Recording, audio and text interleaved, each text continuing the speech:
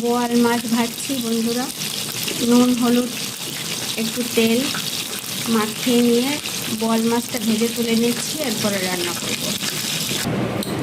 মাছ ভেজে তুলে নিয়েছি। তেলের ওপরে আমি দিচ্ছি একটু দারচিনি, এলাচ আর তেজপাতা, একটু গোটা জিরে, দিয়ে দিচ্ছি পেঁয়াজ কুচো। মাছে আমি কয়েক পিস আলু দেবো, তাই আলুটাও দিয়ে দিলাম এর সাথে। হলুদ গুঁড়ো, লবণ। এবার আমি এটা একটু ভালো করে ভাজা ভাজা করে নেব।